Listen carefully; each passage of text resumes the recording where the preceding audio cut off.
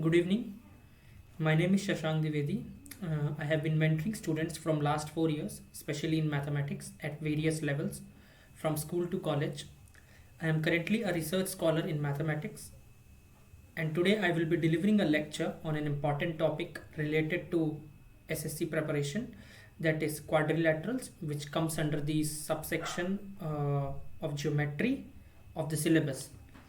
So I will start basically from the definition of what a quadrilateral exactly is, and then we will move on to some theorems related to parallelogram. After that, we will see the results that are derived from theorems, and then we will move on to the previous year questions that have been asked related to this topic. So this is how that we will be proceeding in the following lecture. So let me start the session, and I will move on to the first slide. So I will start with the definition. So it basically what a quadrilateral is. A quadrilateral is I will be using both English and Hindi so that I can explain the concepts in as much depth and with as much clarity as I can. So what a quadrilateral is. A quadrilateral is a closed plane figure with 4 sides, 4 angles and 4 vertices. So basically what this means, we have to focus on some of the points here. It's a closed figure. It's a plane figure. It has 4 sides. It has 4 angles and it has 4 vertices. So by closed, we mean something like this, a figure which is closed. It has no opening anywhere. A plane figure means it's a 2D figure.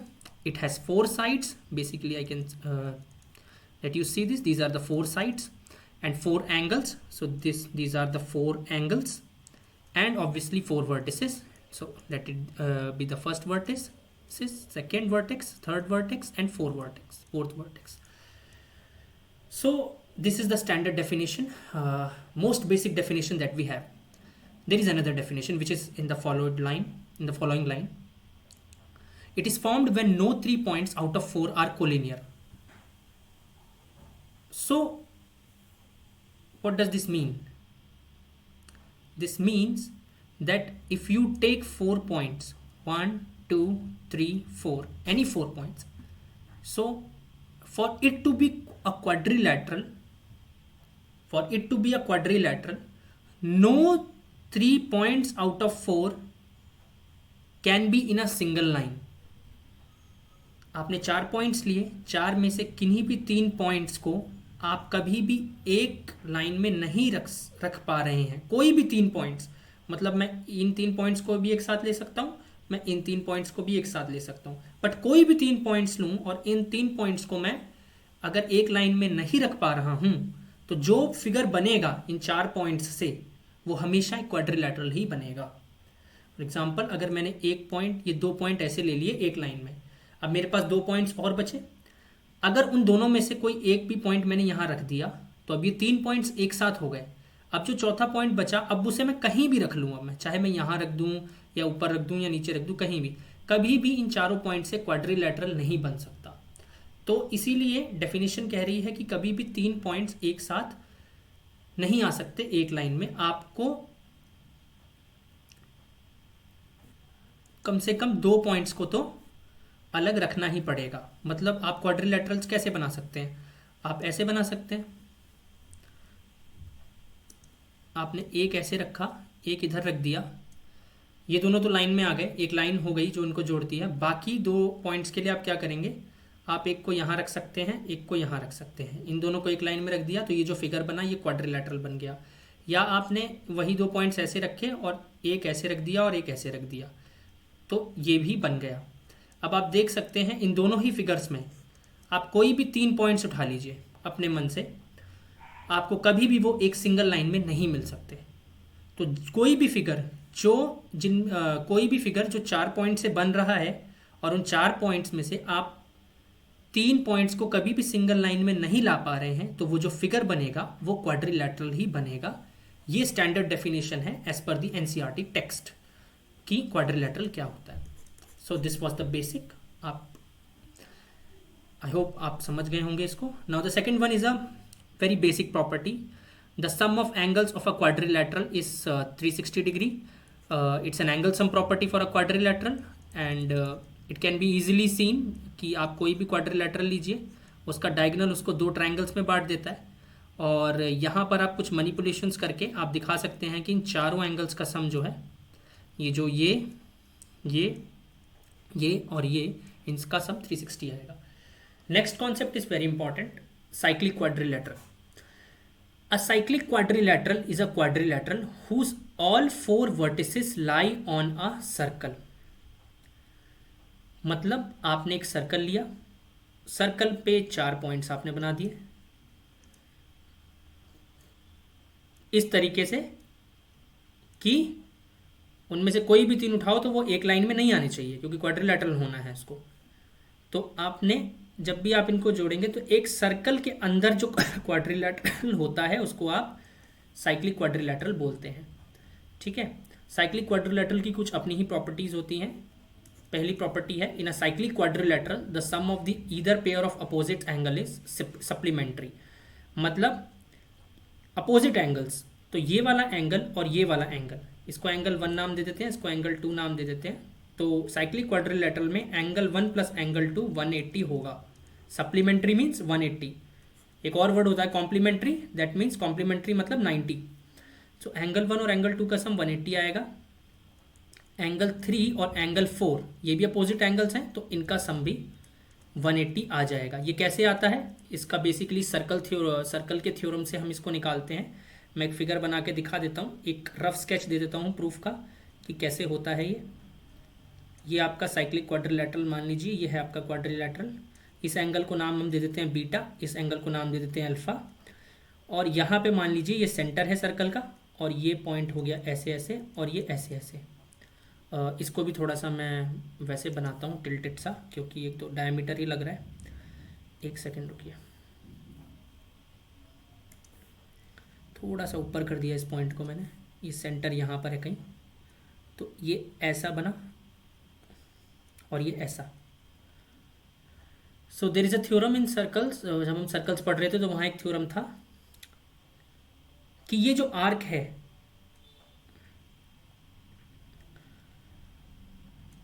Theorem was angle subtended bye an arc at the center is double the angle subtended by it anywhere on the circumference.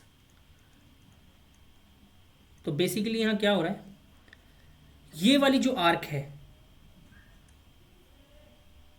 ये वाली जो arc है, ये arc circumference पे alpha angle subtend कर रही है.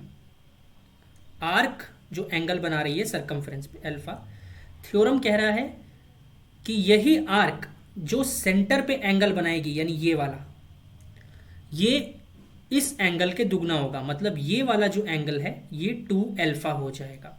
ठीक है. उसी तरीके से अब आप इसकी कॉम्प्लीमेंट्री वाली आर्क, अभी तो आपने ये वाली आर्क देखी, अब आप ये वाली आर्क अगर देखते हैं, इसके अपोजिट वाली, यानी ये वाली जो आर्क थी, ये आर्क सर्कल के सरकमफ्रेंस पे बीटा एंगल बना रही है. तो ये वाली आर्क सेंटर पर, अगर ये बीटा है तो सेंटर पर यही एंगल दुगना हो जाएगा, 2 बीटा का सबटेंड करेगी. ठीक है. तो हमने देखा कि अगर यहाँ पे ये एंगल अल्फा है, ये एंगल बीटा है, तो सेंटर पे जो एंगल बनता है ऊपर की तरफ 2 अल्फा, नीचे की तरफ 2 बीटा. और हम जानते हैं एंगल अराउंड अ पॉइंट कितना होता है, 360 होता है. तो यहाँ पे तो angle around a point 2 alpha plus 2 beta, ये 360 हो जाएगा. और जब भी आप इसमें से 2 कॉमन कर दीजिए, आप पाएंगे कि अल्फा प्लस बीटा की वैल्यू 360/2 आ जाती है, ये 180. और अल्फा बीटा क्या थे, अल्फा बीटा आपके अपोजिट एंगल्स थे, तो अपोजिट एंगल का सम 180 हो गया. तो यहाँ से इस तरीके से इसका प्रूफ आ जाता है. तो बेसिकली हमको तो इसको बस ध्यान रखना है. प्रूफ तो मैंने केवल थोड़ा सा आपको कैसे आ रहा है इसलिए बताया है, बट एज अ रिजल्ट आपको याद रखना है इसको कि जो अपोजिट एंगल्स का सम होगा वो 180 आना चाहिए. इस स्टेटमेंट का कन्वर्स भी ट्रू है. कन्वर्स कहता है अगर ऐसा कोई क्वाड्रिलैटरल है, ऐसा कोई क्वाड्रिलैटरल है जिसके ऑपोजिट एंगल्स का जो सम है वो सप्लीमेंट्री हो रहा है, यानी कोई भी आप ऐसा क्वाड्रिलैटरल उठा लाइए जिनमें अपोजिट एंगल्स का सम आप जोड़ते हैं तो 180 आ रहा है जोड़ने के बाद, तो उस क्वाड्रिलैटरल को साइक्लिक ही होना पड़ेगा, मतलब वो क्वाड्रिलैटरल किसी ना किसी सर्कल पर ही लाई कर रहा होगा। ये कन्वर्स है। तो ये बहुत ही ब्यूटीफुल प्रॉपर्टी है कि स्टेटमेंट तो ट्रू है पर उसका कन्वर्स भी ट्रू है। मतलब आप इतने सारे क्वाड्रिलैटरल्स में से वो वाला क्वाड्रिलैटरल आप उठा लाए जिसमें अपोजिट एंगल्स बराबर आ रहे हैं, तो वो क्वाड्रिलैटरल कोई और नहीं होगा, वो एक साइक्लिक क्वाड्रिलैटरल होगा। वो हमेशा किसी सर्कल के अंदर इंस्क्रिप्ट किया जा सकता है। So this was the property of a cyclic quadrilateral. So I hope कि आपको ये क्लियर होगा। नेक्स्ट स्लाइड पे चलते हैं। अब कुछ थ्योरम्स देख लेते हैं। थ्योरम से पहले हम क्वाड्रिलैटरल्स की टाइप देख लेते हैं, बिकॉज यहाँ पे बहुत कन्फ्यूजन रहता है कि कौन सी चीज़ क्या है और कोर प्रॉपर्टीज़ क्या है, कि ट्रेपीजियम को कैसे पहचाना जाए, पैरेललोग्राम को कैसे पहचाना जाए, रेक्टेंगल रोम्बस स्क्वायर में क्या डिफरेंस रहता है, काइट ट्रेपीजियम से कैसे अलग है, ये बेसिक चीज़ें हम यहाँ पे देखने वाले हैं। तो ट्रेपीजियम क्या होता है, बहुत ही मैं यहाँ पे क्लियरिटी के साथ समझाने की कोशिश करूँगा, सो आप इसको हमेशा ही याद रख पाएँ क्या है trapezium. A quadrilateral with one pair of opposite sides parallel. Quadrilateral यानी 4 साइड वाला क्लोज्ड प्लेन फिगर। तो ट्रेपीजियम इतना कह रहा है कि एक ऐसा क्वाड्रिलैटरल जिसमें अपोजिट साइड्स का एक पेयर पैरेलल होना चाहिए। क्वाड्रिलैटरल में 4 साइड होती हैं, ठीक है। वो बस इतना कह रहा है कि मैं 2 क्वाड्रिलैटरल्स बनाता हूं यहां, एक ऐसा और एक ऐसा। फर्क है दोनों में, बट मैं कुछ ऑब्जर्व कराना चाह रहा हूं आपको। स्टेटमेंट ट्रेपीजियम का इतना कहता है क्वाड्रिलैटरल जिसकी एक पेयर जो है पैरेलल होना चाहिए, एक अपोजिट साइड्स का पेयर पैरेलल है। तो देखिए ये वाला जो यहां पर है, ये वाला और ये वाला साइड ये पैरेलल है यहां पर, और ये वाली साइड यहां पर भी पैरेलल है, ए बी और सी डी के पैरेलल है। ऑब्जर्व करिए कि ये डेफिनेशन कुछ भी कमेंट नहीं करती on the other pair of opposite sides. ये सिर्फ कह रही है कि एक पेयर अपोजिट साइड्स का पैरेलल होगा, दूसरा पैरेलल हो भी सकता है, पैरेलल नहीं भी हो सकता है, ठीक है। ये दूसरे पेयर ऑफ साइड्स पे, अपोजिट साइड्स पे कमेंट नहीं कर रहा है। तो बेसिकली ऑब्जर्व करने वाली बात ये है कि जो दूसरी पेयर ऑफ साइड्स है वो पैरेलल हो भी सकती है, वो नहीं भी हो सकती है। अगर वो नहीं होती है पैरेलल, जैसे यहां पर है फर्स्ट केस में, तो ये तो हम जानते ही है स्टैंडर्ड ट्रेपीजियम है, मतलब ये हम देखते आए हैं। ट्रेपीजियम जब हम बोलते हैं तो हमको यही याद आता है कि ये ट्रेपीजियम होगा। पर अगर दूसरा साइड पैरेलल हो जाए फिर भी ये ट्रेपीजियम है, क्योंकि ट्रेपीजियम की डेफिनेशन तो बस इतना कह रही है कि एक पेयर अपोजिट साइड्स का पैरेलल होना चाहिए। दूसरा अगर हो या ना हो उससे मुझे नहीं पता, बट अगर एक भी पैरेलल हुआ तो वो ट्रेपीजियम कहलाएगा। तो यहां कहने का मतलब है कि every figure with only one pair of opposite sides as parallel will be a trapezium, irrespective of whether जो दूसरा पेयर ऑफ अपोजिट साइड से वो पैरेलल है या नहीं। तो ये भी ट्रेपीजियम कहलाएगा, ये भी ट्रेपीजियम कहलाएगा। बुक्स में हम स्टैंडर्डली इसी को देख लेते हैं, बट हम कोर डेफिनेशन में नहीं जाते कि डेफिनेशन क्या कह रही है। डेफिनेशन सिर्फ एक पेयर ऑफ अपोजिट साइड्स पे कमेंट करती है, दूसरी साइड्स के लिए वो कोई रिस्ट्रिक्शन नहीं डालती है। इसीलिए अभी आप देखेंगे आगे कि एक स्टेटमेंट हमेशा ट्रू बैठेगा कि every parallelogram is a trapezium. ये स्टेटमेंट ट्रू है, it is a valid statement. पहले देख लेते हैं पैरेललोग्राम क्या होता है। पैरेललोग्राम एक क्वाड्रिलैटरल होता है जिसमें दोनों पेयर्स अपोजिट साइड्स के पैरेलल होंगे। ट्रेपीजियम में कहा कि एक पेयर ही अपोजिट साइड्स का पैरेलल होगा, बट पैरेललोग्राम में ये मैंडेटरी कर दिया कि ये जो दूसरी, पहली वाली साइड तो पैरेलल थी ही, दूसरी वाली साइड भी पैरेलल होगी, तब आप इसको पैरेललोग्राम कहेंगे।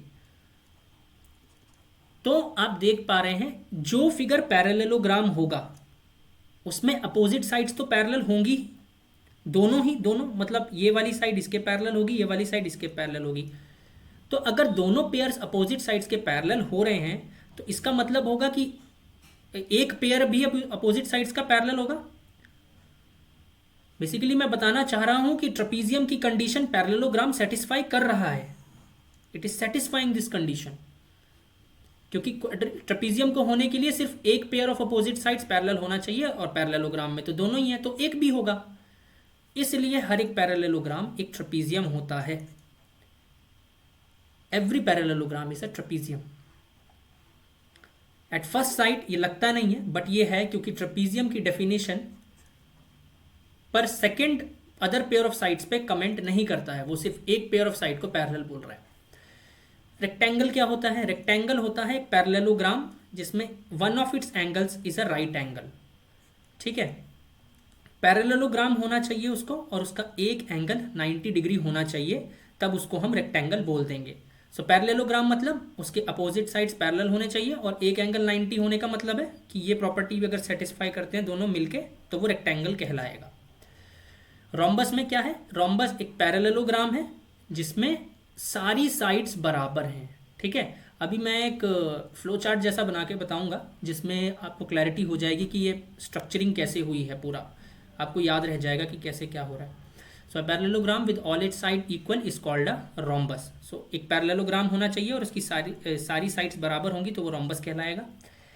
स्क्वायर मतलब एक पैरेललोग्राम ले लीजिए with all its sides equal and one of its angles as the right angle is a square. तो यहाँ पे देखो दोनों कंडीशन सेटिस्फाई हो रही है, पिछली दो, पैरेललोग्राम भी है, सारी साइड्स भी बराबर हैं और उसका एक एंगल 90 है, तब वो स्क्वायर कहलाएगा।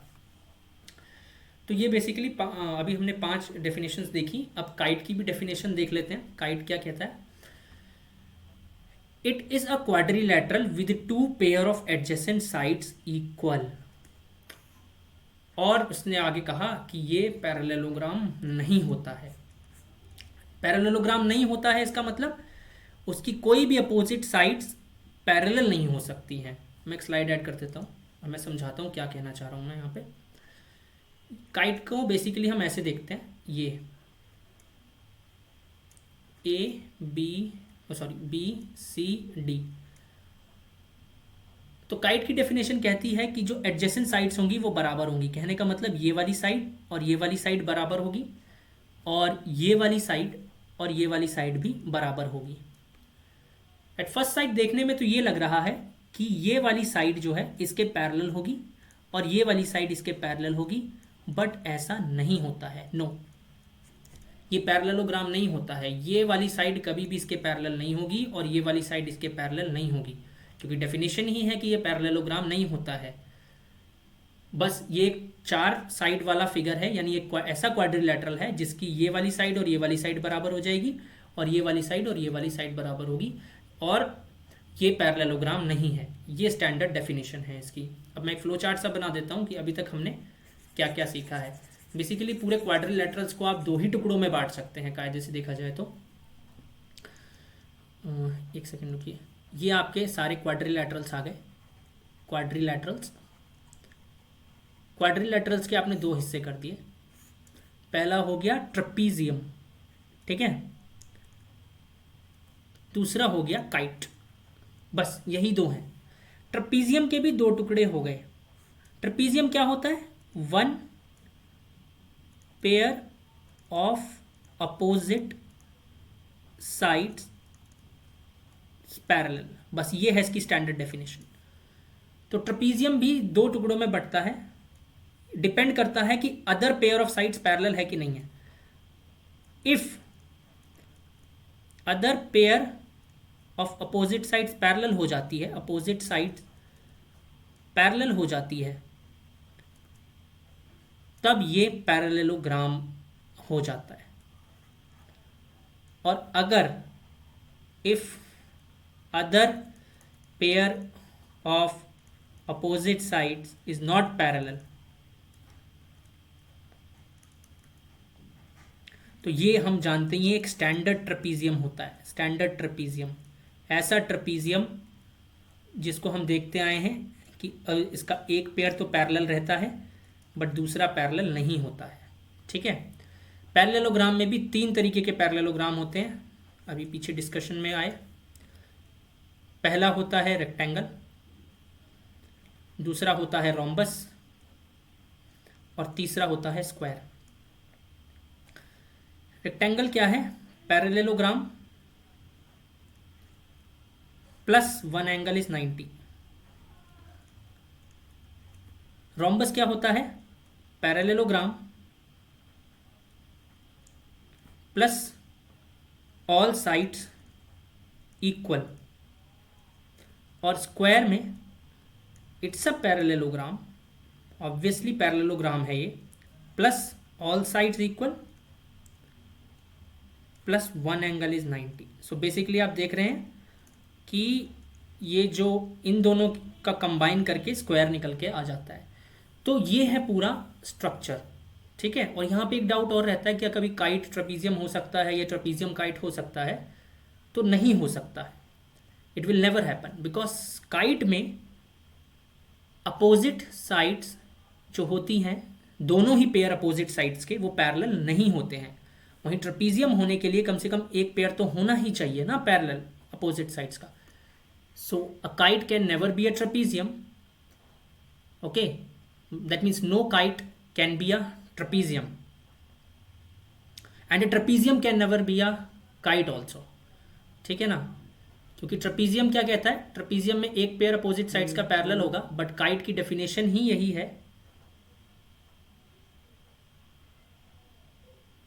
कि जो है इसमें दोनों पेयर जो है अपोजिट साइड्स के वो पैरेलल नहीं होंगे, ठीक है। तो इनके बीच में कोई कनेक्शन नहीं है, इसलिए क्वाड्रिलेटरल्स को मैंने दो टुकड़ों में बांट दिया है। सो यहाँ से साफ साफ दिख रहा है, सबसे पहली बात तो हर एक पैरेललोग्राम एक ट्रेपीजियम होता है, ठीक है, क्योंकि पैरेललोग्राम में दोनों पेयर अपोजिट साइड्स के पैरेलल होते हैं और ट्रेपीजियम होने के लिए सिर्फ एक पेयर को ही होना जरूरी है। तो हर एक पैरेललोग्राम एक ट्रेपीजियम है, ठीक है। बट हर एक ट्रेपीजियन एक पैरेललोग्राम नहीं होता है, ठीक है, क्योंकि ट्रेपीजियम में इस टाइप का भी अगर ट्रेपीजियम आ गया तो ये कभी भी पैरेललोग्राम नहीं बन पाएगा। So I hope this concept is clear to you. ये पूरा जो है ये 6 क्वाड्रिलेटरल 6 टाइप बोलते हैं, इन 6 टाइप्स का जो रिलेशन है आपस में वो मैंने यहाँ क्लैरिटी के साथ आपके सामने रख दिया है। अब मैं नेक्स्ट स्लाइड पे चलता हूँ, पहले देख लेते हैं पीछे कुछ बचा तो नहीं। हाँ, बाकी सारी चीज़ें क्लियर कर दी हैं मैंने। नेक्स्ट स्लाइड पे चलते हैं, एक्सप्लेनेशन वाली स्लाइड की ज़रूरत नहीं है अभी। तो अब हम कुछ थ्योरम्स पढ़ेंगे। फर्स्ट ऑफ ऑल पैरेललोग्राम की बात होगी। पैरेललोग्राम क्या होता है? एक 4 साइड का ऐसा फिगर जिसके अपोजिट साइड्स पैरेलल होने चाहिए, बस ये स्टैंडर्ड डेफिनेशन है। तो वो बोल रहा है अ diagonal of a parallelogram divides it into 2 congruent triangles. बहुत छोटा सा प्रूफ है इसका कि आप कोई भी एक डायगोनल बना दीजिए इसका। If you make this as a diagonal, तो जो ये 2 ट्रायंगल्स बन रहे हैं, let it be first, let it be second, तो ये दोनों कॉन्ग्रुएंट होंगे। और कॉन्ग्रुएंसी बहुत ही सिंपल तरीके से आप देख सकते हैं, एक कॉन्ग्रुएंस क्राइटेरिया से इसको बहुत आराम से निकाल सकते हैं। कैसे निकालेंगे देख लेते हैं इसको। क्योंकि ये पैरेललोग्राम है तो अपोजिट साइड्स पैरेलल होंगी, है ना, अपोजिट साइड्स पैरेलल है। तो मैं इसका एक स्ट्रक्चर यहाँ बना देता हूँ, ये वाली साइड को बना देता हूँ और ये वाली साइड को बना देता हूँ, और फिर ये क्या हो जाएगा, ये ट्रांसवर्सल की तरह एक्ट कर रही है। तो ये दोनों साइड्स पैरेलल हैं, ये ट्रांसवर्सल है। तो पैरेलल साइड्स को जब भी ट्रांसवर्सल कट करता है तो हम एक रिजल्ट जानते हैं कि अल्टरनेट इंटीरियर एंगल्स बराबर होते हैं। तो बेसिकली ये जो ABCD, ये वाला एंगल होगा, ये इस एंगल के बराबर हो जाएगा, ठीक है।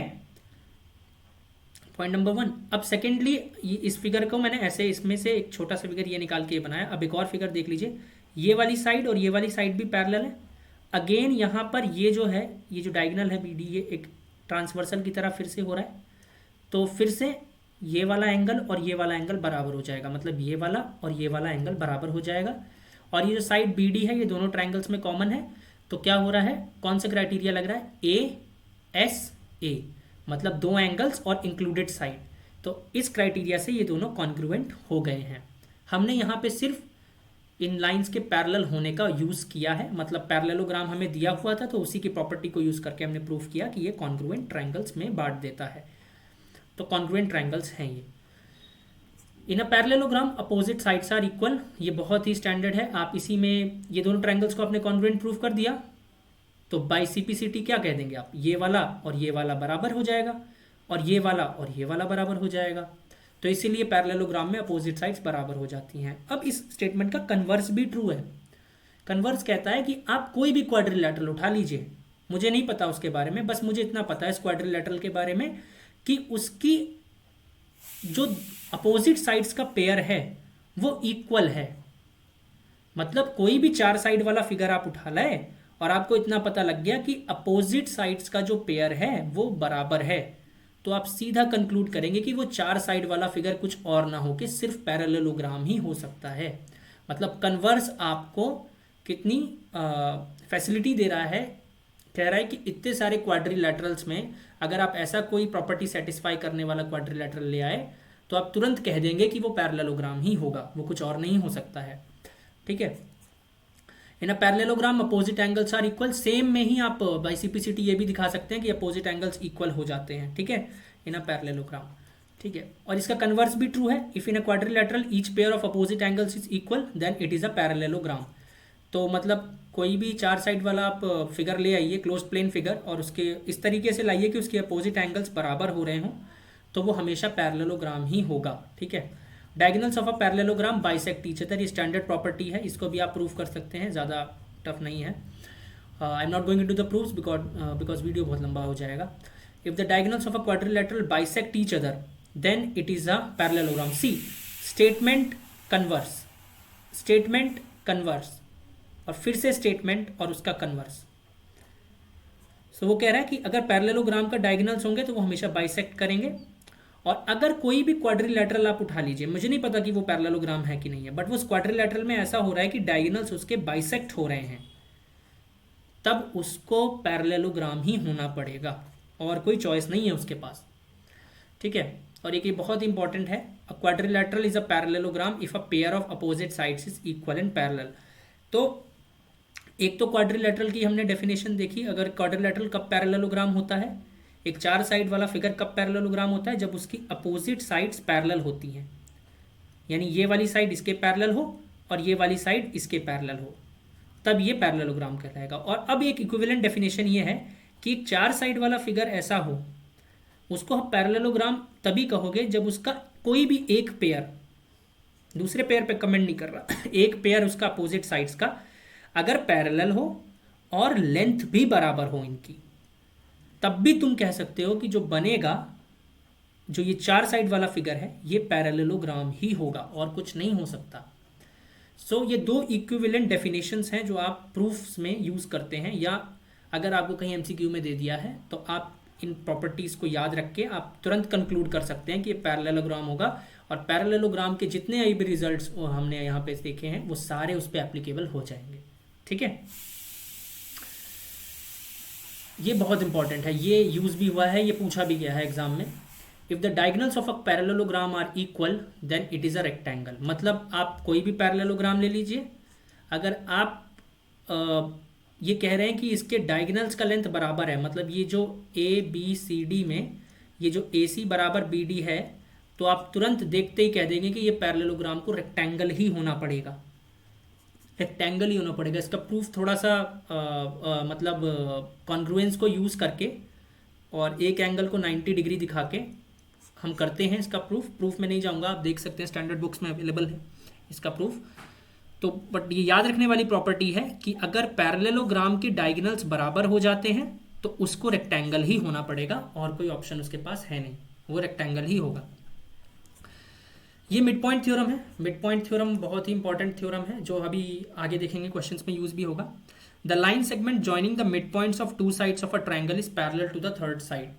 और इसमें एक चीज और ऐड करेंगे, अभी मैं बताता हूँ क्या इसका थ्योरम का मतलब क्या है। आपने एक ट्रायंगल बना दिया ए बी सी, मान लीजिए ए बी का मिड पॉइंट है ई और ए सी का मिड पॉइंट है एफ। ट्रायंगल की किन्हीं भी 2 साइड्स के मिड पॉइंट को जब आप जोड़ते हैं तो ये जो लाइन बनेगी ये हमेशा तीसरी साइड यानी ये जो BC है यहाँ इसके पैरेलल ही बनेगी। मतलब आप कोई भी 2 साइड्स लीजिए, उनके मिड पॉइंट्स को जोड़िए किसी भी लाइन से, मतलब उन दोनों पॉइंट्स को जोड़िए आप लाइन से, तो ये जो लाइन बनेगी ये हमेशा वो जो तीसरी साइड है ट्रायंगल की उसके पैरेलल ही होगी, मतलब E F parallel to B C. मतलब आप दो मिड पॉइंट्स को जोड़ेंगे किसी दो साइड्स के ट्रायंगल के, और आप तो आपको जो लाइन मिलेगी ये ई एफ, ये हमेशा तीसरी साइड के पैरेलल होगी। और इसमें एक और चीज़ होती है, यहाँ लिखी नहीं है, कि ये जो ई एफ होता है, ये जो बनेगा ई एफ, ये एग्जैक्टली बी सी की लेंथ के आधा होगा। जितनी बी सी की लेंथ है उसका जो है आधा होगा ई एफ। ठीक है, ये है रिजल्ट यहाँ पे। ये दो चीज़ें हैं इसमें, ये यहाँ पे वो छूट गया है, तो आप इसको भी ध्यान रखेंगे। ठीक है, इसका कन्वर्स कैसा दिखेगा? इसका कन्वर्स कैसा है? इसका कन्वर्स ये कहता है कि आप, ये है ट्रायंगल आपने ले लिया ए बी सी, ए बी सी। आपको पता है ई एक साइड का मिड पॉइंट है, दूसरी साइड पे अभी आप इस वाली साइड पे कुछ नहीं कह रहे, आपने ई से एक लाइन ड्रॉ करी इस तरीके से कि वो बी सी के पैरेलल हो। ठीक है, आप इंटेंशनली यहां से ई से एक ऐसी लाइन ड्रॉ कर रहे हैं जो बी सी के पैरेलल आ रही है, तो ये लाइन ऐसे यहां पर आएगी और ये कहीं पे ए सी को कट कर देगी। तो कन्वर्स कहता है कि ये जो पॉइंट होगा जहां पर ये ए सी को कट करेगी, इसको ए सी का मिड पॉइंट ही होना पड़ेगा। ये है कन्वर्स स्टेटमेंट। मतलब आप ट्रायंगल की किसी एक साइड से, एक साइड के मिड पॉइंट से किसी दूसरी साइड के पैरेलल एक लाइन खींच रहे हैं, तो ये जो लाइन जब किसी तीसरी साइड पे जहां पर भी ये मीट करेगी, तो ये जो जिस पॉइंट पे तीसरी साइड को ये जो मीट कर रही है, इस पॉइंट को तीसरी साइड का मिड पॉइंट ही होना पड़ेगा। That is the converse. तो ये स्टेटमेंट पढ़ेंगे ध्यान से, अब देखेंगे जो समझा है। The line drawn through the mid point of one side of a triangle, the line drawn through the mid point of one side of a triangle parallel to the third side, parallel to another side. यहां से इस तरीके से line बनाई है कि third side के parallel हो ये line, bisects the third side. तो ये थर्ड साइड को बाइसेक्ट करेगी। बाइसेक्ट कहने का मतलब ये जो यहाँ पे इस पॉइंट पे मिलेगी, ये पॉइंट जो है मिड पॉइंट होना चाहिए। ठीक है, तो ये बेसिकली इंपॉर्टेंट थ्योरम्स थे जिनका यूज़ होता है। उसके बाद ये दो रिजल्ट्स मैंने मतलब दिखाने हैं, ये मतलब बहुत ही इजीली याद रहने वाले हैं और इन्हीं थ्योरम्स का यूज़ करके इनको प्रूफ किया गया है। तो देख लीजिए, कुछ ज़्यादा टफ है नहीं इसमें। ए बी सी डी अगर रोम्बस बना दिया आपने, A B C D rhombus, rhombus क्या होता है अभी पीछे बताया, एक पैरेललोग्राम जिसकी चारों साइड्स बराबर होती हैं। पैरेललोग्राम यानी चारों अपोजिट साइड्स पैरेलल होनी चाहिए प्लस चारों साइड्स इक्वल होनी चाहिए। तो अगर आपने ए बी सी डी एक रोम्बस बनाया और इस ए बी का मान लीजिए मिड पॉइंट है पी, इसका मिड पॉइंट है बी सी का क्यू, इसका मिड पॉइंट है आर और इसका मिड पॉइंट है एस, तो इन चारों पॉइंट्स को जोड़ने से जो ये चार साइड चार पॉइंट्स को जोड़ रहे हो तो एक क्वाड्रिलेटरल सा बन रहा है। तो वो कह रहा है कि एक रोम्बस के मिड मतलब एक रोम्बस था, उसकी साइड्स के मिड पॉइंट्स को, रिस्पेक्टिव मिड पॉइंट्स को जोड़ के जो अंदर जो एक क्वाड्रिलेटरल सा बना, ये हमेशा रेक्टेंगल ही होगा। ठीक है, और ये जो सेकंड स्टेटमेंट जो है यहाँ पे, ये इसका उल्टा ही कह रही है। मतलब अभी यहाँ पे क्या था, बाहर रोम्बस था तो अंदर रेक्टेंगल बना था, बट अगर बाहर रेक्टेंगल हो और आप सेम काम कर रहे हैं, इस बार बाहर क्या है, रेक्टेंगल है, और अब आप फिर से मिड पॉइंट्स को जोड़ रहे हैं। आपने ये रहा ए, ये इसका मिड पॉइंट, ये इसका मिड पॉइंट, ये इसका मिड पॉइंट, आप फिर से इनके मिड पॉइंट्स को जोड़ रहे हैं और ये बन रहा है इस बार पी क्यू आर एस दोबारा से। तो अगर बाहर रेक्टेंगल है तो इस बार अंदर रोम्बस आ जाएगा। इसीलिए ये प्रॉपर्टी इजीली याद रह जाती है कि रोम्बस के रोम्बस की साइड्स के मिड पॉइंट को जोड़ने वाला जो है, जो अंदर जो क्वाड्रिलेटरल होता है वो रेक्टेंगल होता है, और रेक्टेंगल के मिड पॉइंट्स को जोड़ के जो अंदर वाला क्वाड्रिलेटरल बनता है ये रोम्बस होता है। So this is the important thing, इसलिए ये बहुत आसानी से याद रह जाता है। ठीक है, तो ये प्रॉपर्टीज भी हम ध्यान रखने वाले हैं। ये बहुत इंपॉर्टेंट चीज़ें हैं, थोड़ा सा ध्यान दे लीजिए, इस पर भी कुछ भी नहीं है इसमें। Diagonals of a rectangle bisect each other and are equal and vice versa.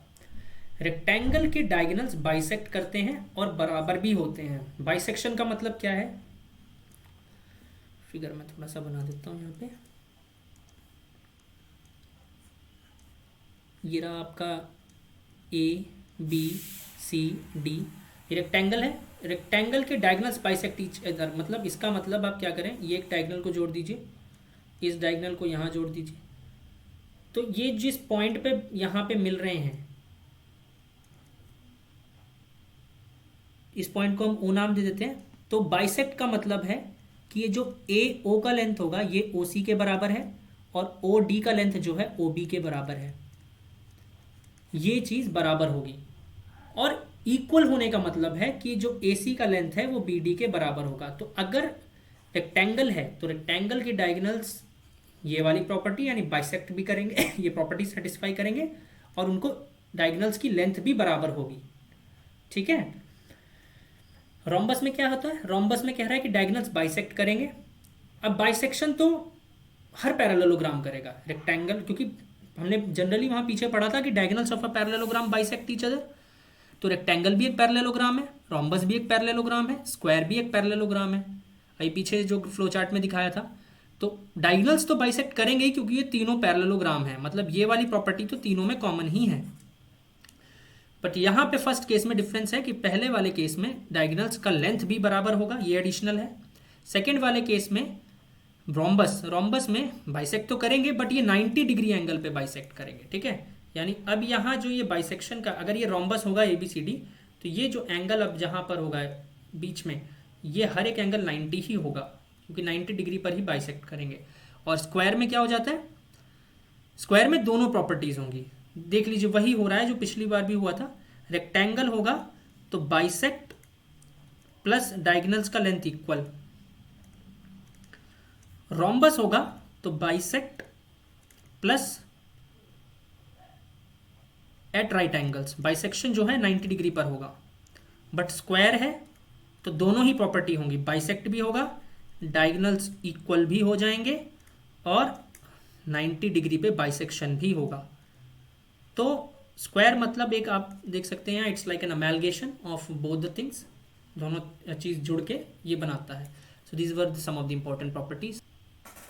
If the perimeter of a rectangle is p unit and its diagonal is d unit, then the difference between the length and width of the rectangle is what? तो बहुत easy question है ये। Rectangle का perimeter क्या होता है, p is equal to 2 into L plus B, बहुत ही कैलकुलेशन बेस्ड है।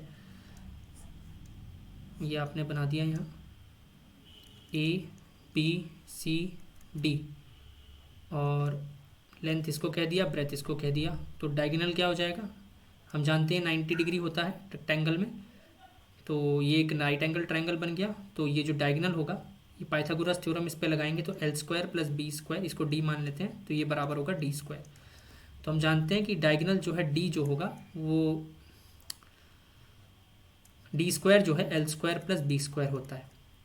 वो पूछ रहा है difference between the length and width of the rectangle, तो आप एल माइनस बी निकालना है और एल माइनस बी भी कैसे निकालना है, डी और पी के टर्म्स में। तो हमें कोशिश करनी है कि किसी तरह एल माइनस बी को हम देखें कि क्या कर सकते हैं इसमें। यहां देखते हैं, सबसे पहले दोनों साइड स्क्वायर कर दिया तो क्या मिल गया, P square is equal to 4 L plus B का होल स्क्वायर। इसका मतलब यहां देखिए, हाँ ठीक है, तो P square by 4 is equal to L square plus B square plus 2LB। But L square plus B square तो डी स्क्वायर के बराबर है, तो क्या मिल गया, P square by 4 is equal to D square plus 2LB। इसका मतलब क्या हुआ, P square by 4 minus D square is equal to 2LB। तो ये पता लग गया। बट इसका यूज़ कैसे करेंगे, हमें तो प्रूफ करना है, एल माइनस बी निकालना है। तो एल माइनस बी का होल स्क्वायर क्या होता है, L square plus B square minus 2LB। L square plus B square फिर से डी स्क्वायर होगा, तो D square minus 2LB। But 2LB तो इसके बराबर है, अगर 2LB इसके बराबर है तो दोनों साइड अगर माइनस कर दिया तो क्या हो जाएगा, ये साइन चेंज हो जाएंगे, D square minus B square by 4 हो जाएगा और इधर माइनस 2LB हो जाएगा, मतलब माइनस 2LB इसके बराबर है। तो यहाँ पे हम क्या करेंगे, डी स्क्वायर और ये पूरा माइनस 2LB किसके बराबर हो गया, D square minus 4 P square by 4, तो D square minus P square by 4, ये प्लस लगेगा यहाँ पे क्योंकि माइनस 12b है ना, माइनस 12b इसके बराबर है इसलिए प्लस लगेगा। तो क्या हो जाएगा, 2d square minus P square by 4, numerator denominator बराबर करेंगे तो क्या मिल जाएगा हमें मिल जाएगा 8d square minus P square by 4। ये किसके बराबर है, ये आया एल माइनस बी के होल स्क्वायर के बराबर। दोनों तरफ स्क्वायर रूट ले लिया तो एल माइनस बी क्या आ गया, square root 8t² minus p² by 4। तो इसमें कौन सा ऑप्शन करेक्ट हो जाएगा? इसमें ऑप्शन 2 हो जाएगा आपका करेक्ट। ठीक है, बाकी कंफ्यूज करने के लिए उसने ऑप्शन दे भी रखे हैं, बाई 2 कर दिया क्योंकि स्क्वायर रूट 4 जो है 2 होता है, तो कभी ये भी गलती हो सकती है कि स्क्वायर रूट 4 हमने 2 ले लिया और ध्यान नहीं दिया और यहाँ पे इसको टिक करके आ गए। ठीक है, चलिए नेक्स्ट क्वेश्चन पे चलते हैं। हाँ, ये बहुत ही डायरेक्ट क्वेश्चन पूछा गया था। If opposite sides of a quadrilateral and also its diagonals are equal then each of the angles of the quadrilateral is.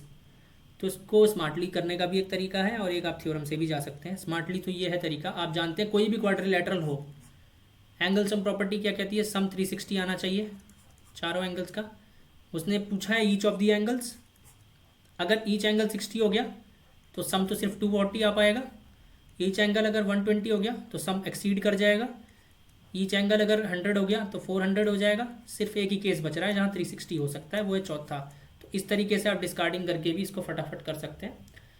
यह है जल्दी वाला तरीका। अगर आप कॉन्सेप्ट से चलना चाहेंगे कि कैसे हो रहा है, तो opposite sides of a quadrilateral are equal. पहला स्टेटमेंट जो कह रहा है कि अपोजिट साइड्स क्वाड्रिलैटरल की बराबर हैं, तो हमने अभी कन्वर्स देखा था कि कोई भी क्वाड्रिलैटरल ऐसा हो जिसकी अपोजिट साइड्स बराबर होती हैं, तो उसके पास एक ही ऑप्शन है कि वो पैरेललोग्राम ही हो सकता है। यही बताया था पीछे, दिखा देता हूं मैं कहाँ बताया था मैंने।